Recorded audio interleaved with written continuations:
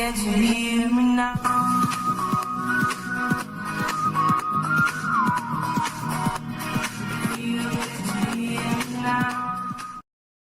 The planned surrender of Australia.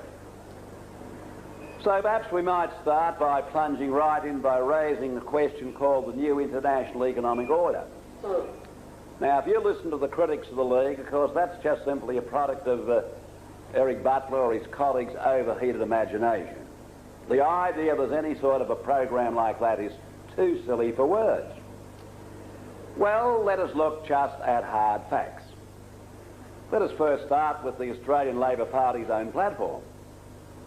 And in that Australian Labor Party platform, you can read in black and white that that particular political party is pledged to incorporate Australia into the new international economic order, which means, in essence, that our total economy must be incorporated into a global economy.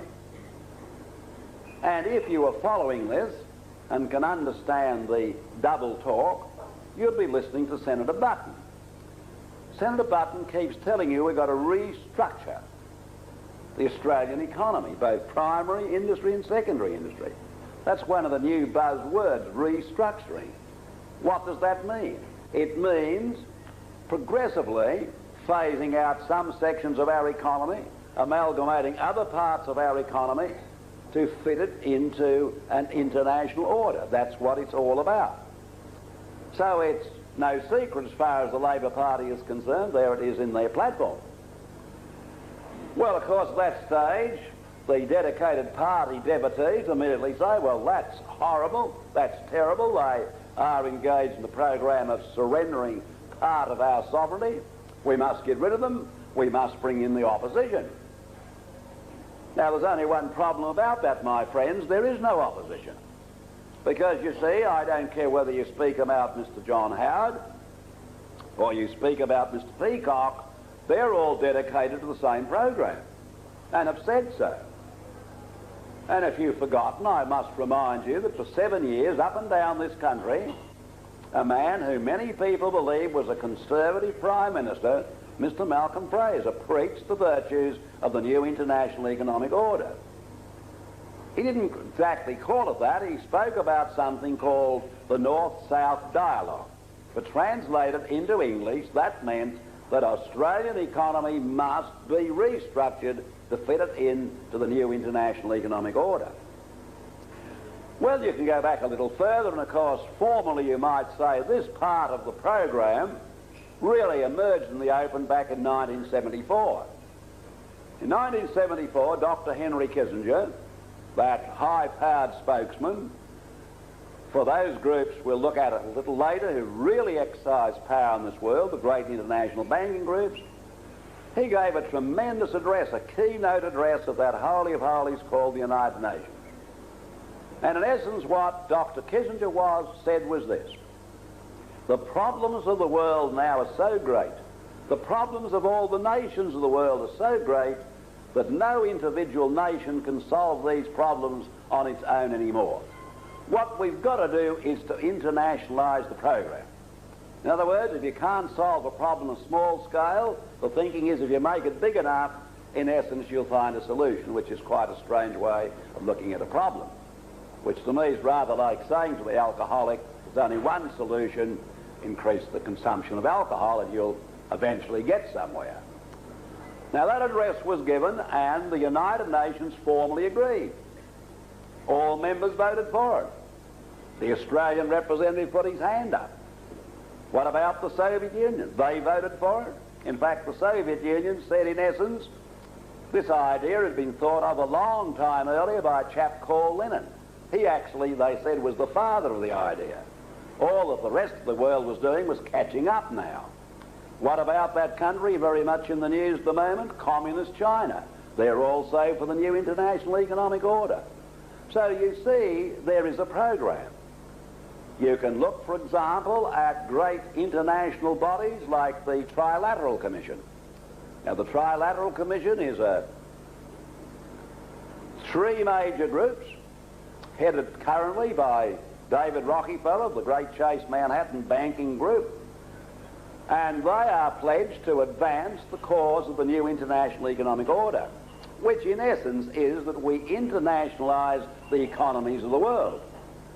And Lenin was correct when he said you can't create a world state unless you first of all got a world economy. That's the foundation. You must destroy the economic independence of all the member states of the United Nations before you can establish the world state. And they're quite right when they say that. So the new international economic order can be studied and read. The great tragedy about it, of course, you'll often find politicians who will assure you, like Senator Boswell and others, that it's all a figment of Eric Butler or someone else's imagination. There's no such program, which in essence seems to mean that we're all going the one direction just by bad luck or chance. There's no program behind it. The truth is there is a program. And we shouldn't be surprised about that program, because what we're discussing, ladies and gentlemen, is an idea as old as man. And so tonight I want to take you back a little in history. I want to cover quickly, in a broad sweep, some of the aspects we've got to get our minds around. And so we've got to start with what I call a few absolutes. One of the absolutes concerns the subject of power. Now, ever since there have been human beings on this world, some of them wanted power. They still want power. You see it every day. The will to power. That's as old as man, starting, as I said, with Alexander the Great, right up to the Soviet Union, other groups wanting power. Now, the absolute power is, of course, the one that we're warned about by the great Lord Acton when he said that all power tends to corrupt and absolute power corrupts absolutely. That is an absolute. Now, it's not very fashionable today to talk about absolutes. So I must make it quite clear here, ladies and gentlemen, I believe in absolutes. I believe that 2 and 2 still equals 4. I believe there are absolute natural laws, and I'm going to discuss them. You can't change them, you can't alter them, but if you're sensible and got enough humility, you can discover them, and then much better still, you can obey them. I suppose one absolute we might give as an example is the law of gravity. That's an absolute.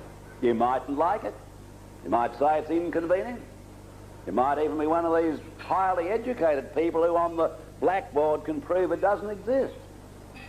But I don't care how educated you are, and I don't care what you believe, and I don't care whether you're rich, I don't care whether you're poor, I don't care whether you're good or whether you're bad.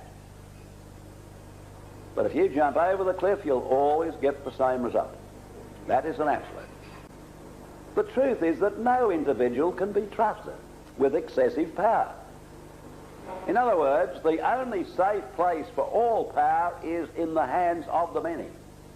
Decentralised power, with every individual personally responsible for the power he uses. Not as we are getting today in our highly centralised society, where power is used by individuals in different fields, political, economic and financial, and they are not personally responsible for that power. I suppose an example of what I'm talking about is David Rockefeller.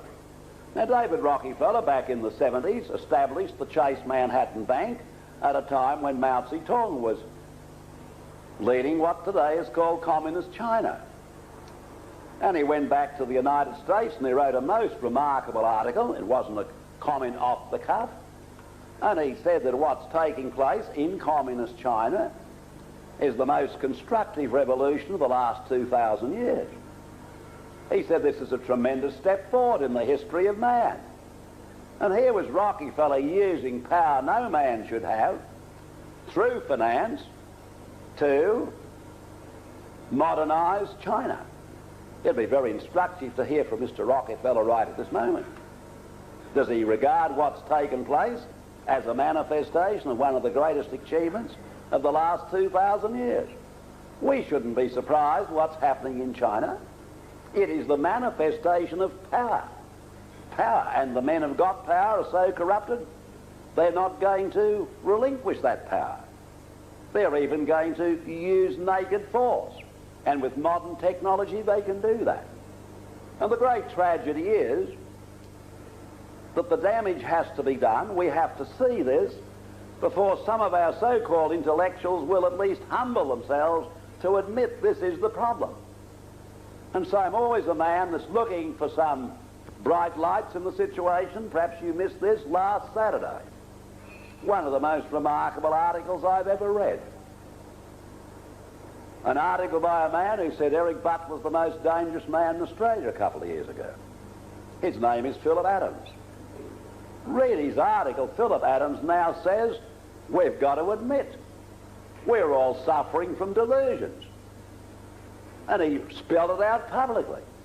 The same man, I might say, of course, for one time, was a great supporter of the Soviet Union until, of course, the Hungarian uprising. And that shook him a little. He moved then to the Fabians.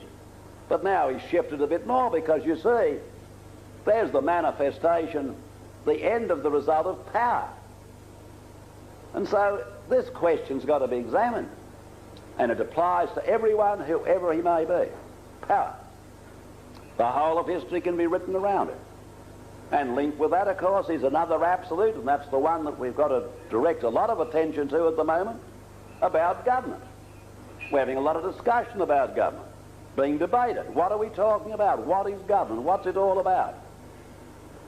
The absolute about government was enunciated by one of Acton's great contemporaries, Lord Bryce, in the great classic, Modern Democracies.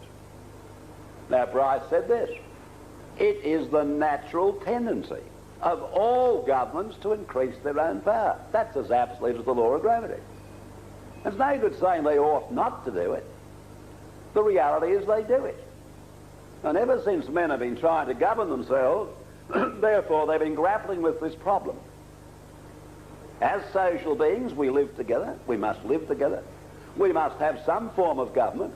But how do we take action, or how do we have some sort of a program that ensures that government of its nature doesn't take more and more power until government becomes a monster? How do you deal with that? The people must be consulted. Well, away we went, and it wasn't long before the worst fears of some were really manifesting themselves, and all governments up at Canberra got that itch. That's the nature of government, particularly central government. A little more power. Not too much for a start, but just a little bit. Generally because they want to do good. I want to stress this, you know, because many people get fooled by this whole question of power, and they say, yes, but this group here, they're well-meaning. They are pleasant people. You know, they are very intelligent people. Some of them are very well educated. They rather like the do-gooder. No, the do-gooder is a very pleasant person, I generally find. You know, the do-gooder is just that person that wants to do good to you, whether you want it done to you or not. And then he just wants enough power so he can do good to you. Might be just so he can fluoridate the public water supply or do some of these other things. But you see, when he takes the first step, he starts to corrupt himself. And the end result is predictable. You can predict what's going to happen. Power. And so away we went. But fortunately, any major changes in the power structure in this country had to be brought back to the people. And so every time it came back to the people in the main, the people at referendum said no. And that was the position right up until the Second World War.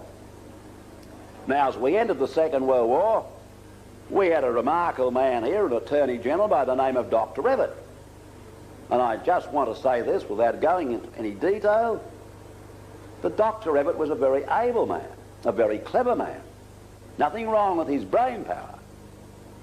But he had a certain idea about power. And he genuinely believed if he and his colleagues up at Canberra had it, after the Second World War was finished and all the servicemen come back, we'd have some sort of a utopia we could create here. But his big problem was he tried to stampede the people.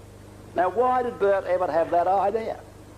Well, you see, Bert Evatt, Dr. Evatt, belonged to that movement called the Fabian Socialist Movement. Now, if you will take notice of what the Ron Boswells and all these other people are saying, you see, the Fabian business is not a serious business. It's just perhaps a few academics having a little chat now and then, and this wretched League of Rights is trying to elevate it to some sort of a great menace. What is the Fabian Society? Well, we don't need to go beyond one outstanding authority on the subject, namely your own Prime Minister. Prime Minister Bob Hawke. He's a member of it, but he's done more than be a member of it. He's told you what it's all about. So let's just look at that little incident. It's important in this program of surrendering control of Australia. You will recall back in 1983 how Bob Hawke came to office. Quite a dramatic development. Bill Hayden, who felt even the drover's dog could win, but he was pushed aside, and this new pop star was brought on the stage, and he was elected. Well, a remarkable number of things happened. First of all, the great drought broke, and people said, there you are, this chap's different. Then we won the America Cup, and he was at every cricket match, every tennis match, where everybody was winning, there was Bob Hawke on the front pages everywhere. Played cricket with the kids, or well, we'll call one example where he got a black eye, and that was on the front pages. This was Bob Hawke. You almost thought he might start to walk on water any minute. Now, in 1984, in the midst of all this tremendous publicity, your Prime Minister gave a quite historic address in Melbourne at a dinner. It's not quite clear how many were there, but at least figures vary from 1,000 up to 2,000. But what we do know is that some of the most prominent of your fellow Australians were all at that dinner, ranging from High Court judges, Supreme Court judges, academics, newspaper men, were all there. Now, what was the dinner about? It was to commemorate the founding of the Fabian Socialist Society way back in 1884, when a group of Marxists decided the English-speaking world would never accept the drive for power along the Bolshevik road. You have to have it under program. And the Sydney Webbs and all the rest devised that program. They've told you all about it. You can read that old cynic George Bernard Shaw of how we joined all the political parties, including the Conservative Party. And it wasn't long, they were all putting forward ideas that would never have come into our heads if we hadn't have put them. It's all there. But you see, Senator Boswell and these other politicians, it's all a myth of our, figment of our imagination. Well now, this address by Mr. Hawke outlined the roots of his thinking, where his ideas come from, the role of the Fabian, but even more important, where he was going to take this country. He spelled it all out. And when you tell people about that address, I well understand those who say, well, that's just astonishing, because I don't recall even seeing that on the back pages. Still, that's on the front pages. And of course you didn't, because the media, which had been putting this pop star up there on every other issue, for some reason this wasn't rated newsworthy. Made about 3 lines in the Sydney Morning Herald and a couple in the Advertiser, and that was that. In other words, the media of this country didn't think that was newsworthy, and that's an interesting situation itself. But what happened is rather interesting. And I got to confess this, must confess this, that one of those supporters of that wretched League of Rights, a lady, wrote a very coy letter to the Prime Minister's secretary. And she said she'd always been interested, which was truthful, in Mr. Bob Hawke and his activities, and she'd just seen a brief reference to this address, and she was quite sure it would contain some of the usual in-depth and comments that we'd expect from Mr. Hawke. Would it be too much if she could get a copy? And that private secretary was so delighted that someone would be interested enough, he shot it to her. And then a dreadful thing happened. That League of Rights got hold of it and started to distribute it all over Australia. You can read it there on the table tonight if you haven't got a copy. There's no secret about it anymore. I don't know if that secretary got the sack about it. But you see, according to the critics of the League, this doesn't exist. I am not aware of one member of the opposition that got up in Parliament and used that address to belt Bob Hawke around the ears. No, completely quiet about it. Why? Well, you might be aligned with that dreadful League of Rights, because they've been talking about this for a long time. That's the Fabian movement. Bert Ebbett belonged to it. He's a close friend of one of the doyens of that movement, Dr. Harold Lasky of the notorious London School of Economics. And Bert Ebbett felt the need for power. Well, he couldn't get the people stampeded enough to hand the power over, so we had to have the 1944 referendum in this country. And the Australian people again said no. Overwhelming no. There was only one group who said yes. That was my group. Not me, but my group, the servicemen. Wherever they were serving, it was interesting this. You might just remember this. Whether they were serving in Europe, in the Middle East or in New Guinea, in the main they voted yes. Well, why would they vote yes when all the population at home were voting no? Well, they were dependent for most of their information about political matters on an organisation called Army Education. And some very interesting people used to run that. There was a young lieutenant by the name of Dr. Jim Cairns. Now, you must have heard of him. To put it quite bluntly, the Fabians, the Marxists ran it. So the troops were saturated with that sort of thinking, which indicates something you might think about. If you got complete control of the media and only put one view, you might get the result that you want. Bert Ebbett was upset, and at that stage then a new development started to take place. No argument about that. It was quite clear if you were going to have a say for the Australian people, they were always going to vote no. Now, at that moment, this idea that I want you to get your minds around started to develop, because our future depends upon understanding it. And in essence, they said, well, we've got to find some way we can change the power structure without consulting the people. They looked at the external affairs, that's section 51, just those two words. Now, the framers of the Constitution never ever visualised this would come about. They saw the external powers naturally belonging to the federal government for simply arranging association with other members of the British world and other nations, that's all. But now, said Bert Ebbett and those around him, we can use that. We can start to develop international agreements. That's constitutional. This holy of holies called the United Nations is emerging. We can sign conventions with that. And then we can argue, because we've signed a convention, we've signed an international agreement, therefore we are required to legislate for the whole of Australia to give effect to that agreement, even if it means overriding the states and the Constitution. Now, I well recall shortly after the Second World War giving lectures about this, because I'd been studying these matters ever since I was a boy at school and trying to warn my fellows about it. And I well recall, of course, the reaction one got at that time. And I well recall a couple of people saying, in essence, poor old Eric, bit troppo, up in the islands too long, seeing them under the bed. I mean, he's trying to tell us now we're going to reach the stage we won't have a say, and the Constitution there says in black and white we must be consulted. Have another drink, you know. Cheap Jake, mate. Well, you see, Fabian is a movement of gradualness. It's like my little story about the frog. If you haven't heard it, I'll tell you, and the others forgive me. Take a frog, a nice, live, healthy frog.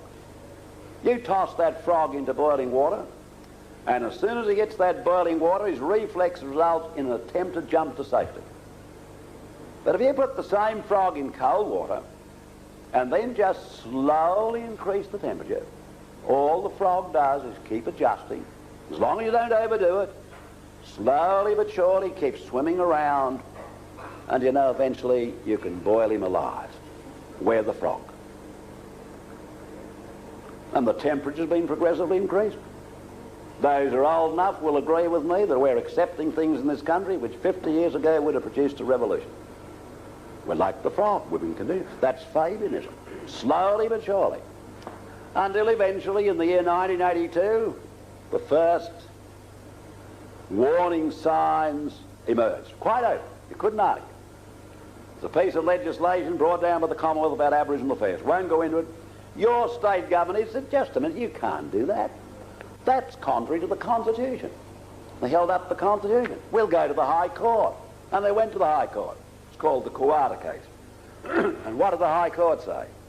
By a majority, admittedly a majority, but it was a majority of 4-3, they said because an international convention had been signed, the Commonwealth could do what it liked. And the dominant member of the majority was a very interesting man by the name of Mr. Lionel Murphy. Mr. Lionel Murphy was one of the guests at that famous dinner in Sydney, in Melbourne, a long-term favourite.